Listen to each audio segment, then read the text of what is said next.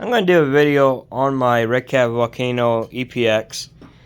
Something that really no one has really done with the aluminum metal or aluminum axle gearboxes or differential covers. Well, the reason why I'm doing this now is because my plastic one here, I must have hit something pretty hard and flipped it. When I flipped it, I broke the back filament piece right down here. This is resin, so this is going to be more brittle, but it'll get me by until I get my printer and then print out a new one, because my machine took a poopy on me. So Dress Chef was like making a grinding noise, which I didn't know what it was until I had a flashlight and I actually saw it, and I'm like, oh, that's bad. No. And then I seen this part, and I'm like, oh, I thought my dry shaft popped out. And I was just getting ready to pop it back in place, and then I'm like, my differential is this way. This was straight like it is now. And I'm like, you're kidding me. I was pretty upset. But anyway, this might be a long video, so bear with me, please. Don't try to skip, because this is important parts. I had to look it up on YouTube itself. Luckily enough, this one guy, he shows it. And the front and back differential, so the front one here, hopefully you can see that, because I can't see because my tripod's in the way. I have like a little middle blinder. But anyway, right here is the pumpkin, is what I like to call them. I really don't remember what they're called. Axle, gear drive, whatever. But you can see this one's in a case like right here, so you can't really see where it's at. On this side, it's right here. So for the front, it's to the passenger side. The rear faces the driver's side. And with this being like it is, with the plastic and this, the front spins backwards while the front is spinning, or the back is spinning forward. I'm like, yeah, I can't have that. So I gotta figure this out. Hopefully this works. I hope. I had these ones before. I couldn't figure it out. Well, long be sure behold, I figured it out, and I'm going to share it with everybody else, because a lot of people don't talk about it. Besides, one guy talks about this, and you have to have like a shim on either side. That's the wrong one. I have so many parts and everything laying around, it's insane. So I figured to do a video to talk about that too. Now, I forget what he talked about. Redcat has the part numbers and stuff like that on it. Hopefully y'all can see that. Yeah, you can. My big fat fingers are in the way. So what I do is, I have a lot of screws I bought from Redcat, I think, or maybe it was online.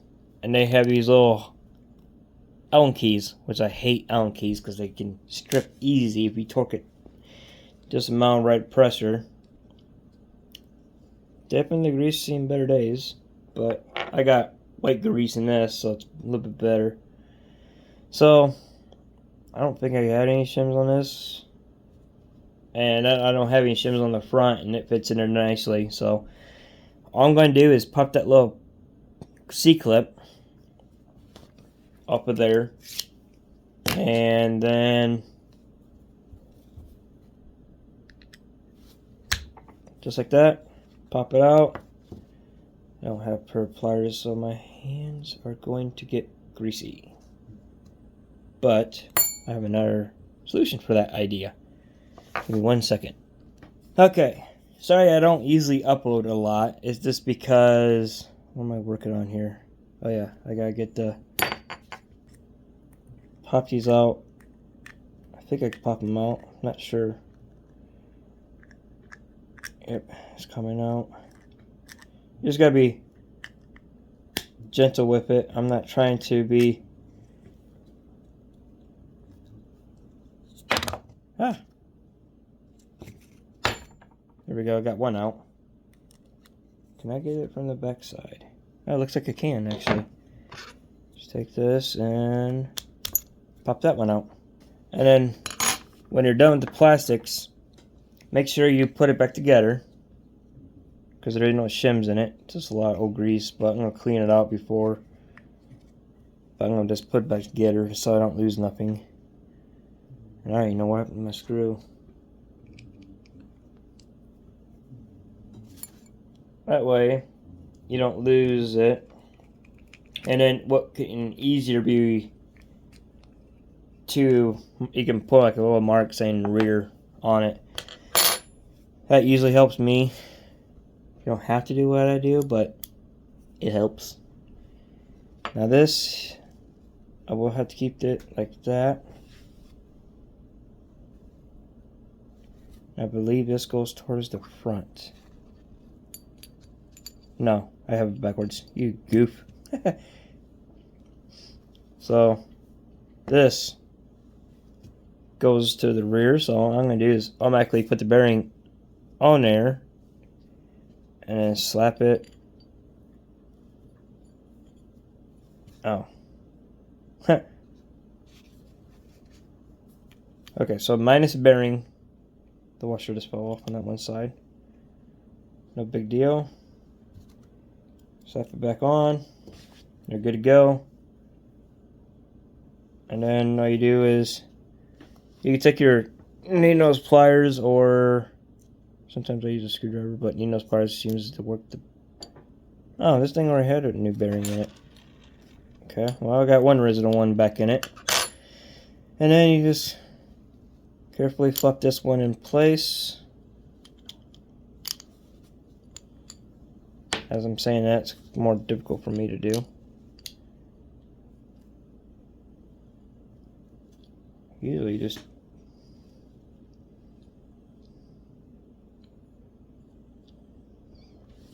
what in the world is going on here? Do I have it backwards?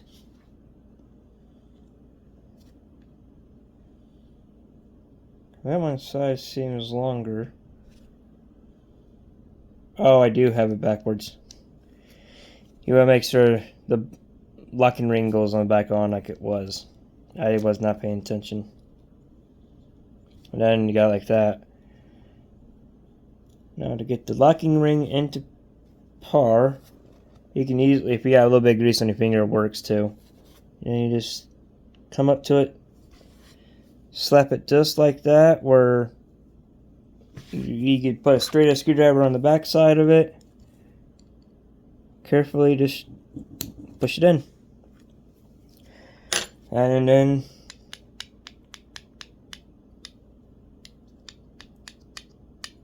that's got some serious play though. Hopefully that works. Alright, I'll be right back and I'll pick up where I left off at. You know what really will help? I don't remember if I had the bearing in there. I want the bearing just fell out. Because, yeah. I found it on the thing, so I don't know if the bearing fell out of it. Only way to find out is to put it back together. So, I'll be right back real fast. Okay, so that's what it was. I didn't have the washer in the front part. How did I not miss that? Or how did I not see that? So, nice and tight now. Now I can put the back housing. So pretty much, usually like the guys explained on one of his videos, it goes side to side, and then that's all it does. If you had too much, you take the one bearing off, put a little bit of washer. I don't know if he's already done it. I don't remember. I had this for a very long time. I used them once. I don't think I didn't have it meshed correctly, so that's probably why I didn't use them. I really don't know, but I'm not gonna skip. I'm gonna skip all the boring stuff, me screwing this in and then slapping in the truck and stuff, because everybody's seen all that stuff. But I process it at the same time I do it, just in case anybody wants to know. Okay, so some of you may have seen my engine all taped up. That's because I had to make sure you have some of these on hand, just in case. I had Loctite, I think, on this, and it's been on there since so long. I had to take this all apart and basically I had to heat it up, and I still can't get the set screw out, no matter how hot I got it. So I had to end up drilling out the set screw. I don't know if it damaged the threads or not, but luckily enough I have a spare, and that's what I'm going to use. I do have spare screws, and I can't take grub screws too. So I have all that on hand. This is all put back together. Like I said, there's no play since I forget the bearing. So now the bearing's back on the front. It looks good. Motor can go back in. It's just as simple. I think it is the Redcat EPX Pro motor and the ESC, I think, too. I really don't know because I bought the motor is like, I think they paid like $90 or something like that back in the day in the motor for the motor, and like $54 for the ESC. So it's been a while, and everything still lines up pretty good with the mesh on the gears. So pretty happy about that. So pretty easy step reversing it. You don't have to do what I did. If you don't have Loctite on it, you should be good to go and go from there. So I'm going to reverse it because I got to look for my set screws because they're in my case that I have just specifically for this truck. So I'll be right back. And when you're putting this back in your truck like I am, now you just want to set your grub screw where you want it, or the drive shaft locker ring. We don't know what this nipple, I guess. You want to kind of put it on and then tighten the screw up till it can't barely hit it, and then you just slide it forward till it stops, because you don't want to make the mistake I did. I had too close, and it did wear the back of this too. So you always want to make sure that you don't do what people do on the internet, and I didn't catch any of it. Kind of sucks. So pretty much I had to slide it just like this back in there. I'm going to have to make sure the drive shaft is in and get my dog bones back in place. So I'm not going to bore you with too much. So I'm just going to pause it, but you just want to take it out just like how you did. I did all this so it's easier for me to get into my stuff. So there's always that. I might have to, yeah, I got to pick this up, put these, or actually just do that. Lift this up and move these out of the way. So I'm not going to bore you with the boring stuff. I'm going to skip all this. I'll be right back. Okay, so another thing I'm going to talk about is why can't you run one aluminum in the front and your plastic in the back? Because when I got done changing it out the front, I can't move my truck like this. Because what was going on is the back was spin forward, the front was spin reverse. So I had to basically put the aluminum housing in the back too, so that way it can drive straight and not try to tear itself up trying to lock itself up. Like, it basically won't do nothing. So now it's fixed. It's all put back together. It was a pain in the butt. All I gotta do now is put the, I guess, the gear dust, I'm gonna call it the dust shield on. She's done. She's ready to go. Ready to rock and roll again. Thanks for watching. Hope you enjoy, and stay tuned for a couple more updates on the other trucks I have.